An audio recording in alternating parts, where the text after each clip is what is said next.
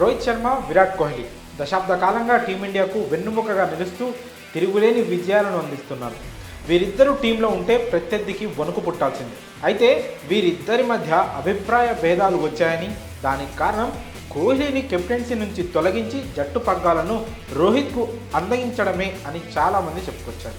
కానీ అవన్నీ అవాస్తవాలని, తామిద్దరం మంచి స్నేహితులమని, ఒకరికొకరు సలహాలు ఇచ్చుకుంటూ జట్టు విజయానికి తోడ్పడతామని ఇద్దరూ స్పష్టం చేశారు. ఇదిలా ఉండగా తాజాగా విరాట్ కోహ్లీపై ఇంట్రెస్టింగ్ వ్యాఖ్యలు చేశాడు రోహిత్ శర్మ. ఆ విషయంలో కోహ్లీని చూసి నేటి తరం యువ ఆటగాళ్లు ఎంతో నేర్చుకోవాలని రోహిత్ సూచించాడు.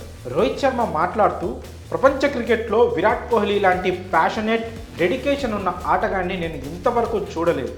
అతడు ఎప్పుడూ పరుగులు చేయాలనే ఆకలితోనే ఉంటాడు.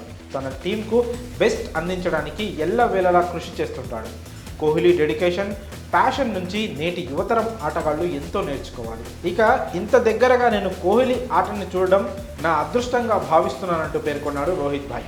ఇక విరాట్ కోహ్లీ ఫిట్నెస్ పై కూడా మాట్లాడుతూ, ప్రపంచ క్రికెట్లో ఫిట్నెస్ అనగానే మనందరికీ ముందుగా గుర్తొచ్చేది కింగ్ కోహ్లీనే. అతడి ఫిట్నెస్ గురించి ప్రత్యేకంగా చెప్పనక్కర్లేదు. ఇప్పుడు ఇదే విషయాన్ని రోహిత్ మరోసారి చెప్పుకొచ్చాడు.